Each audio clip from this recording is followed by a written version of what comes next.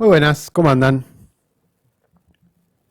Hace algunos días el colega español Marc Vidal hacía algunas reflexiones que nos parecía interesante poder compartir con ustedes.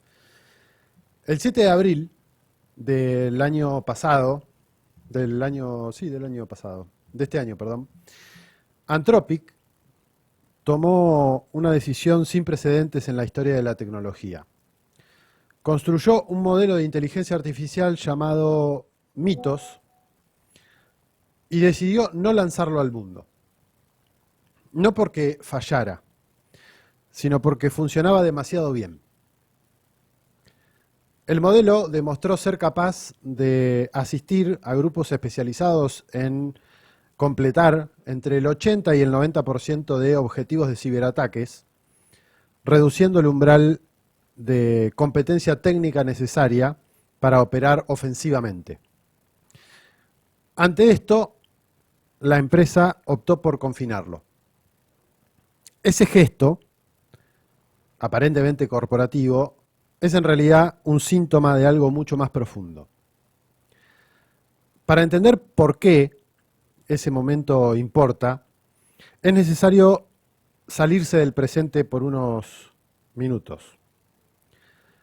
Entre Julio César, cruzando el Rubicón, y las campañas de Napoleón, transcurrieron 18 siglos, en los que la velocidad de la marcha de los ejércitos, los sistemas de mensajería y las armas no cambiaron de forma sustancial.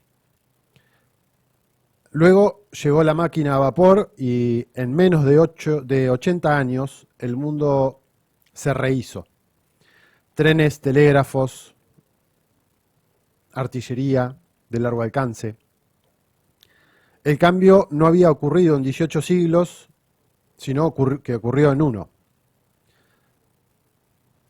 Fue en décadas, hoy es en meses. Lo de Anthropic encerró, o esto que Anthropic encerró el 7 de abril, no es una promesa de una hoja de ruta, es algo que alguien ya vio operar, que evaluó y que decidió que no puede salir todavía al mundo. Eso no había ocurrido nunca antes en la historia de la tecnología. La pregunta que vale no es qué tecnología cambiará el mundo, sino es si la especie que navega esa curva tendrá la lucidez suficiente para distinguir entre lo que puede construir y lo que debe o debería construir. Anthropic lo intentó por un día. Mientras la inteligencia artificial redefine los límites de lo posible, el mundo físico atraviesa su propia encrucijada. El Fondo Monetario Internacional publicó recientemente un diagnóstico sobre vulnerabilidades económicas globales que los medios resumieron como shock global inminente. Pero el titular es incompleto, según señala Vidal. Lo que el FMI señala no es un ciclo más de turbulencias, sino el umbral de algo cualitativamente distinto. La quiebra de un paréntesis histórico sobre el que se construyó la promesa del crecimiento indefinido. Los salarios reales no han recuperado niveles de prepandemia en gran parte del mundo occidental. Una generación, por ejemplo la nacida en 1985, tiene estadísticamente menos patrimonio que sus padres a la misma edad. La energía barata era una ilusión. Y ese paréntesis extraordinariamente afortunado parece que se está cerrando.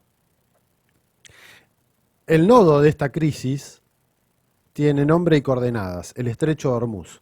Aproximadamente el 30% del petróleo mundial y el 20% del gas natural licuado global transitan por esa franja de agua flanqueada por territorios en tensiones crecientes.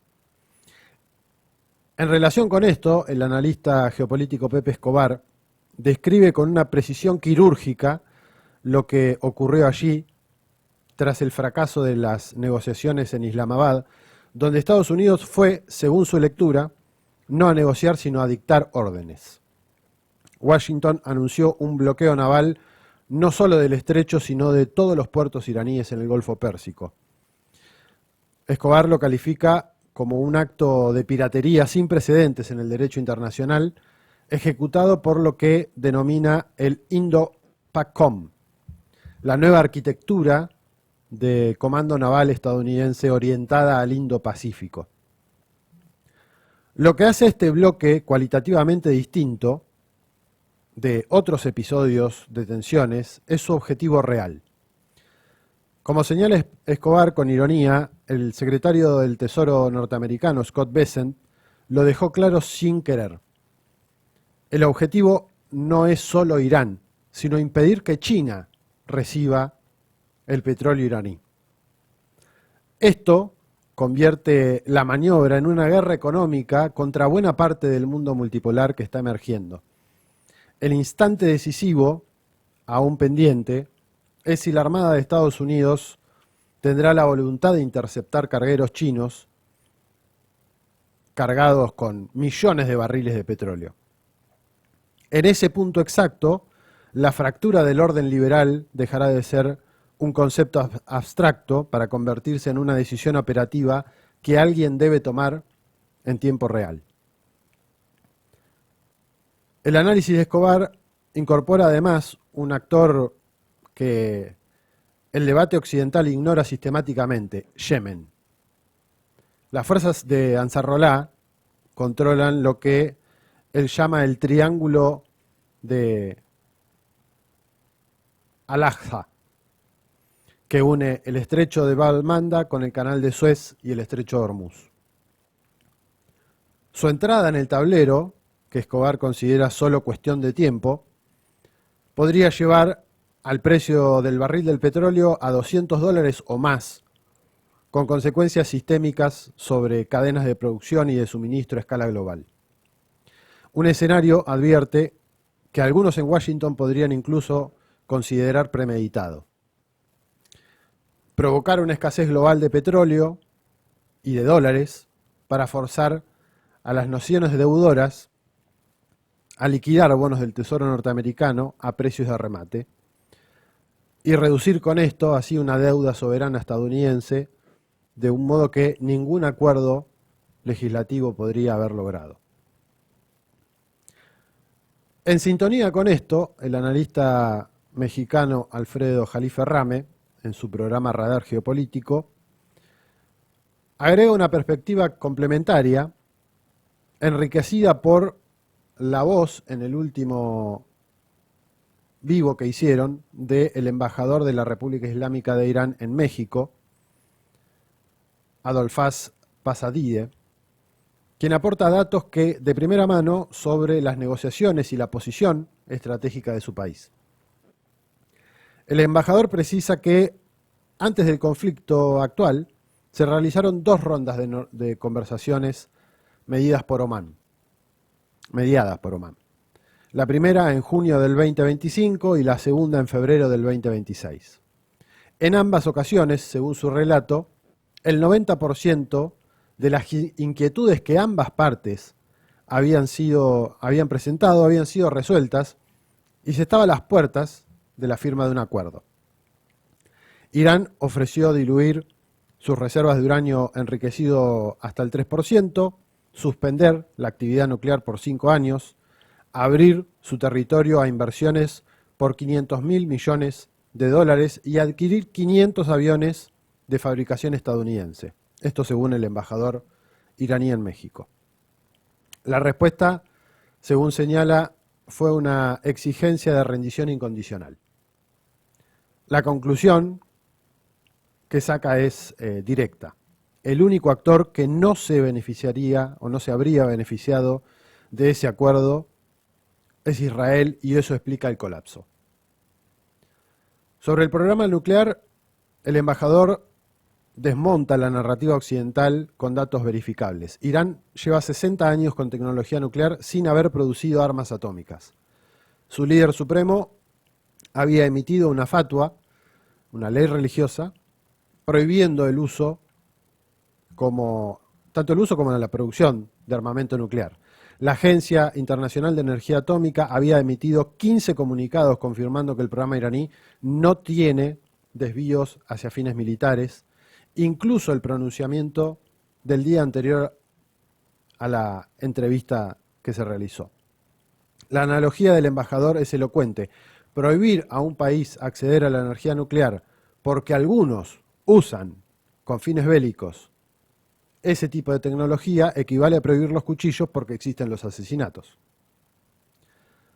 Jalife sitúa a Irán dentro de un marco civilizatorio más amplio, con más de 5.000 años de historia continua.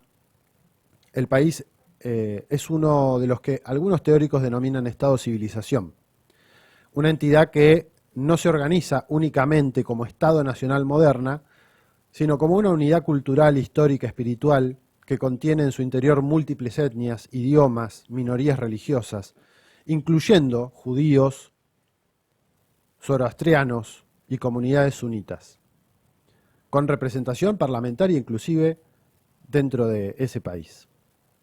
Eso explica en parte la cohesión social que el embajador describe como cuando Israel amenazó con atacar infraestructura civil. La respuesta popular fue formar cadenas humanas alrededor de puentes, de monumentos históricos, incluso de fábricas.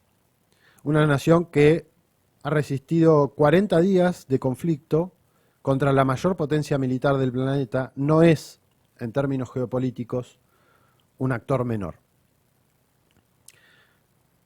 Hay un mecanismo que impide en todo esto a las sociedades reconocer estos umbrales cuando se acercan a ellos. La polarización permanente. No como exceso de pluralismo, sino como su contrario. La polarización real reduce los puntos de vista, simplifica la realidad en dos bandos, convierte el análisis en enfrentamiento identitario y consume la atención colectiva con una eficacia que supera a cualquier censura porque es voluntaria.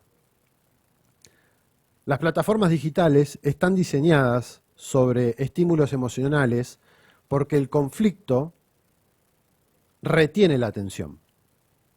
Y en la economía digital la atención es el producto que se vende.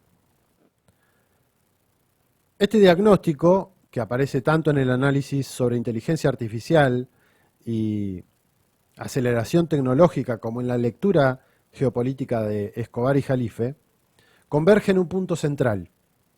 Las instituciones del mundo anterior, construidas para un ritmo de cambio que ya no existe, no tienen herramientas para procesar lo que está ocurriendo. El FMI no tiene instrumentos claros para medir el impacto de la inteligencia artificial en los mercados del trabajo. Los bancos centrales no saben cómo cuantificar la reconstrucción energética.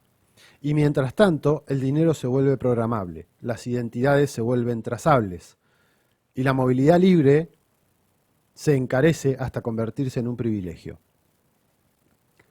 En la arquitectura existe un concepto que resume cómo funciona un arco. La clave de bóveda es la piedra central que mantiene todo lo demás en su sitio. Si se retira, el arco colapsa. Esa piedra, en cualquier sistema democrático, es el ciudadano. Son los pueblos. No en sentido retórico, en sentido literal. El problema de las últimas décadas no fue que los ciudadanos tuvieran poco poder, sino que delegaron demasiado pronto y con demasiada confianza. La próxima década decidirá si la delegación continúa o si se recupera la cantidad de atención necesaria para entender el mundo antes de reaccionar a él. Los umbrales no avisan cuando se cruzan, solo se reconocen generalmente cuando ya quedaron atrás. Anthropic tomó una decisión por un día. El FMI describe con cautela, o con la cautela de quien no quiere provocar el pánico, que intenta prevenir. Escobar la nombra con la precisión del que lleva décadas siguiendo las guerras que definen los siglos. Jalife la traduce desde Teherán con la voz de un embajador que sabe que su país es hoy el punto donde se juega el orden del nuevo mundo que viene. Quizás habría que sumar algunas de las reflexiones del fundador del portal Red Voltaire, Thierry Meyssan, quien hace unos días nada más también compartía algunas reflexiones en las que se preguntaba si lo que estamos viendo o viviendo en el estrecho de Hormuz no es en realidad prácticamente el suicidio de los Estados Unidos luego de la traición no solamente de Donald Trump a su base electoral, sino a lo que representaba, a los jacksonianos, a su pasado o lo que reivindicaba como el pasado grande de Estados Unidos. Mirar de frente, decía Vidal, esta curva de lo que está sucediendo, en lugar de esperarla, sigue siendo una decisión disponible.